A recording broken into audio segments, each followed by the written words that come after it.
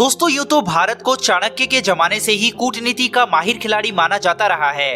वहीं ये आज भी बरकरार है। दुनिया की दो महाशक्ति अमेरिका और रूस को कैसे अपनी मुट्ठी में भारत ने कर रखा है, ये दुनिया के ज्यादातर देश जानना चाहते हैं, क्योंकि आज पूरा विश्व दो हिस्सों में बटा हुआ है। या तो कोई अमेरिका की तरफ है या फिर रूस की तरफ, मगर भारत के साथ ऐसा हरगिज नहीं है। इंडिया और यूएस के रिलेशन बीते कुछ सालों में कितने बेहतर हुए हैं ये हम सब जानते हैं। वहीं रूस, जिसको पुतिन के दौरे से पहले यह कहा जा रहा था कि भारत और रूस की दोस्ती पहले जैसी नहीं रही, उन्हें रशियन मीडिया द्वारा जारी की गई ताजा रिपोर्ट को अवश्य देखना चाहिए, जिसमें रशियन मीडिया टेस और स्पुतनिक ने बड़ा खुलासा किया है S-500 मिसाइल डिफेंस सिस्टम को लेकर। अभी तक सिर्फ ये कयास ही लगाए जा रहे थे कि रूस भारत को S-500 का ऑफर देगा और भारत इसे खरीद सकता है। ये सब बातें और अटकलें पुतिन के भारत दौरे के पहले से ही की जा रही थी। लेकिन दोस्तों, अब रशिया की तरफ से ऑफिशियली भारत को S-500 का ऑफर दे दिया गया है। जैसा कि आप स्क्रीन पर टेस का आर्टिकल देख सकते हैं, जो कि 13 दिसंबर यानी कि कल पब्लिश किया गया है।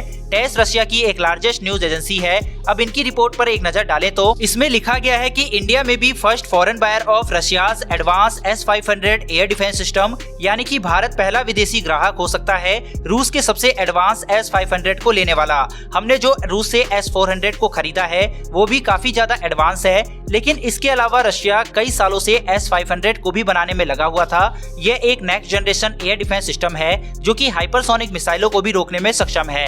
अब दोस्तों, इस खबर को दी किसने है, ये जानने के बाद आपको यकीन हो जाएगा कि क्यों मैं ऐसा कह रहा हूँ कि ये ऑफिशियली रूस की तरफ से S-500 का ऑफर हमें दिया गया है। दरअसल इस खबर को दी है यूरी बोरिशेव ने, जो कि रूस के डेप्यूटी प्राइम मिनिस्टर हैं। जी हाँ दोस्तों, रशियन डेप्यूटी प्राइम मिनिस्टर ने ये कहा है कि इसमें कोई शक की बात नहीं है कि जब हम अपनी सेना को ये डिलीवर कर देंगे तो उसके बाद इंडिया जो है वो लिस्ट में सबसे ऊपर है, यानी कि नंबर 1 पर है।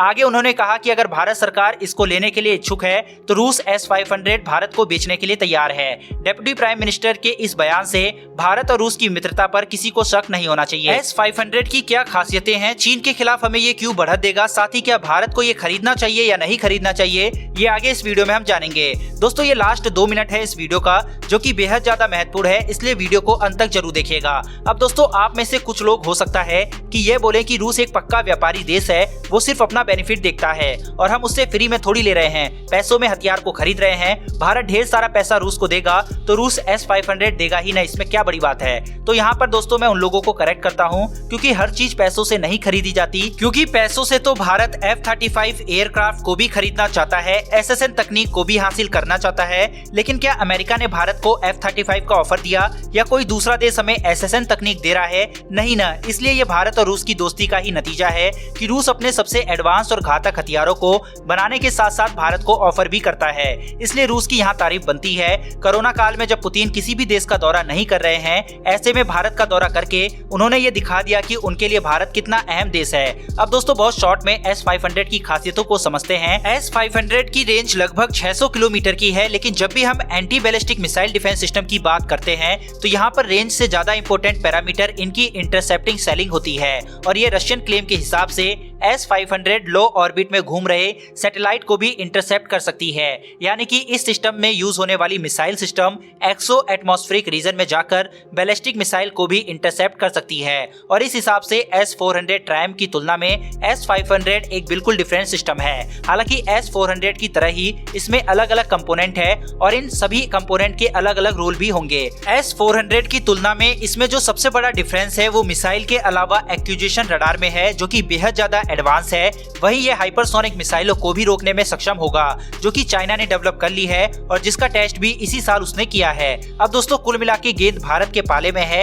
ऐसे में ये सवाल उठता है कि क्या भारत को ये सिस्टम खरीदना चाहिए या नहीं खरीदना चाहिए। तो दोस्तों, इसमें हर डिफेंस एक्सपर्ट के अपने अलग अलग व्यू हो सकते हैं, क्योंकि भारत खुद भी अपना बैलिस्टिक मिसाइल डिफेंस सिस्टम यानी BMD सिस्टम को बना रहा है, जो कि काफी ज्यादा एडवांस है। साथ ही इसका जो फेज 1 है वो भी बनके तैयार हो गया है और उसे S-500 का कॉम्पिटिटर भी माना जाता है। ऐसे में अगर भारत S-500 को खरीदता है तो ऐसा माना जाएगा कि भारत BMD सिस्टम को सपोर्ट करने की बजाय विदेशी सिस्टमों पर भरोसा जता रहा है। लेकिन दोस्तों, इसका एक दूसरा पहलू भी है।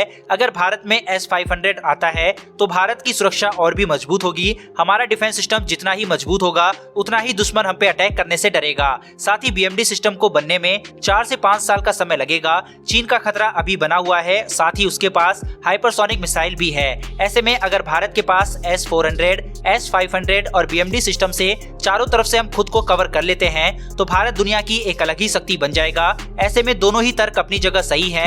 आपके हिसाब से क्या S-500 की डील हमें करनी चाहिए या नहीं करनी चाहिए? अपनी राय कमेंट बॉक्स में लिखकर जरूर बताएं। फिलहाल दोस्तों इस वीडियो में इतना ही, फिर मिलेंगे डिफेंस से जुड़ी ऐसी एक नई वीडियो के साथ। धन्यवाद, जय हिंद।